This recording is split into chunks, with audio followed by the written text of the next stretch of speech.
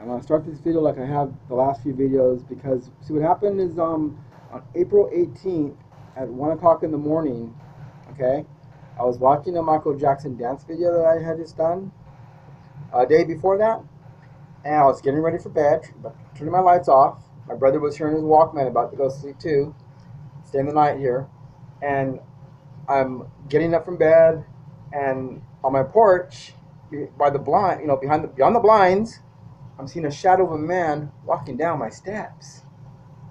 Okay, that creeped me out. I'm like, oh, whoa, whoa. So I come over here to this window here, which if you look, it's my next door neighbor's right there. This bush goes all the way down the driveway. And there's a chain link fence in that bush. The other side of that bush is a big empty yard because she lives alone. The neighbor lives alone. And, she's elderly. She's like 69, 70. And I was hearing noises, I believe, down here in the grass. Open my window up like this. And I sat here. Okay, it's 1 in the morning. And I can hear someone breathing down there. And I can hear leaves crunching underneath their feet while they're walking slowly, tiptoeing. I was creeped out. Okay, so when I told my brother this, he thought I was crazy at first. So an hour went by, an hour and a half went by. I decided I didn't want to call the cops because you know what? Cops have never been good to me. They've always been bad to me. Always been bad to me. I had my wallet stolen one time, and they said it must have been a hooker because a woman stole my wallet. So she had to be a hooker, right? So after that, 1997, 98, I really didn't like going into the cops. Anyways, I decided to call the cops. This was an emergency. 911. They unarm us. We're not allowed to have guns, right? Especially in California. But then they don't want to help you out when you call for 911. So I call 911 because someone's creeping around in my yard. Now, I've been putting videos up that I'm being gang stalked by these condos and the two houses across the street from me. And cops come out, and they seem like two nice guys. I explained my situation, and I asked them to shine their lights, please, on the roof and behind my studio apartment. But they didn't. They only shined the light on the side of the studio, just only the side. The whole backyard was not looked at. The cops took about literally 6 seconds, 5 to 6 seconds. They shined their lights. 5, 6 seconds later, they were heading toward their cop cars, didn't say goodbye or nothing, and just took off. That was it. So when they left, we locked up again, and we could hear someone behind the studio creeping around. So I said, oh my God. So I called again, and this time, the second time, the operator, she hung up on me. She talked a little bit, so we're going to send somebody out. Didn't somebody already come out? Yes, but they didn't check around. So then she goes, okay, someone's on the way. She hung up. I never told her to hang up. I wanted her on the phone. If you feel like you're going to get killed or die, you don't want to be alone. My brother was here too, but he was still wondering what the hell's going on. He thought it was me. Okay. Now at 3:40 a.m., that's the third call. I made a third call to the 911, and this time, someone hacked into my phone, and this could probably be proven, and says, "You're not gonna get help." Something like that. My brother heard this. And at that moment, the operator also answered and said, "Hi, 911. What's your emergency?" So we had two voices going on at the same time on the third call. Are you staying with me? 3:40 a.m., the third call to 911, a voice came on and said, "You're not going to get help, or you're not getting away." Something along those lines. It was like someone trying to make a scary voice. And then the operator came on with it at the same time and said, "Hi, 911, what's your emergency?" My brother goes, "What the hell was that?" I said, I told you something was going on here. Okay, so this is the third call. Now the cops came out the second time. I called my aunt downstairs and my uncle, and they called the cops. The cops came out the second time. I walked down the steps. I'm trying to greet them, and the sergeant on patrol with them, that was leading the whole pack, walks up to me and goes, "You didn't even see anyone, did you?" And I'm like, "Oh yeah, I did." And then he got argumentative with me. He just wanted to argue. He spent the whole time here arguing with me, calling me a nut, a kook, a douche, everything you think of, just completely blaming me for everything. I had to beg these officers, I had to beg them in front of my family to go behind my studio apartment and shine the light back there. I had to beg them. He said, please go back there and shine your light. Okay, after about 5 to 7 minutes, of this officer putting me down, he had a few officers go back there and shine the lights real quick. And then he said, I better go upstairs and I better not call the cops again for help. If I do, he's going to arrest me. So they left. That was the second time they left. And I felt a little bit better because it was about 4 in the morning. The sun was going to be coming up soon, and they did shine the lights in the very back.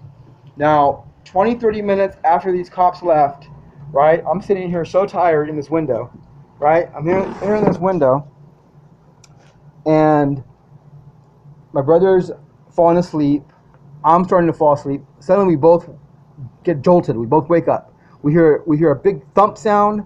We heard the bushes shake, and then somebody ran out from the bushes and ran out of this driveway onto the street and toward Morleyfield Park.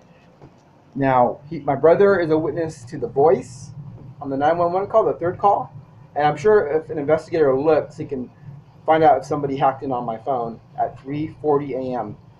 on April 18th, 2017.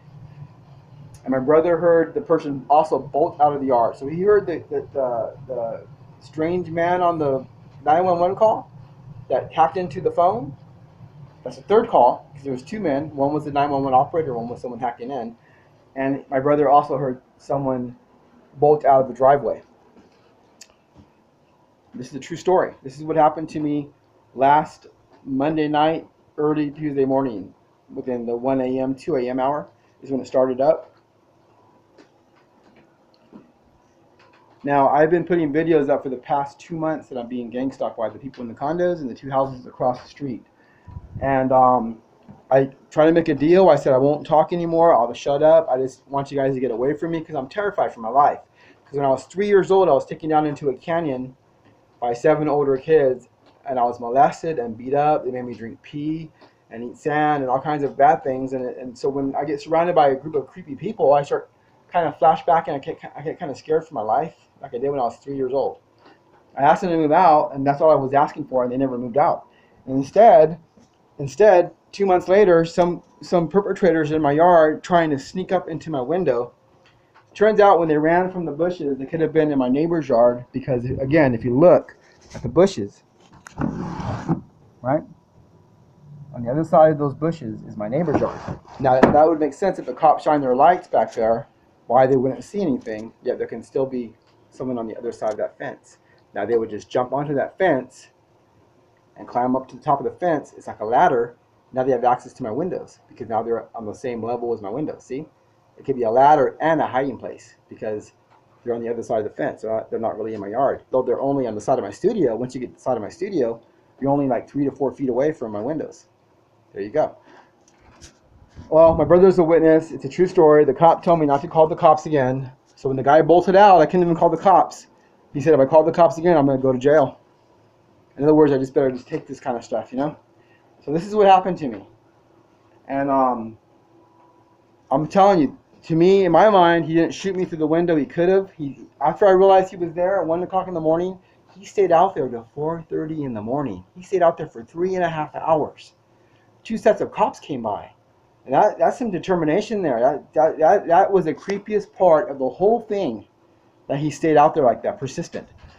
Now that is the part that really scared me the most. And if he didn't shoot me through the window like he could have, that tells me that he wanted to come inside so bad.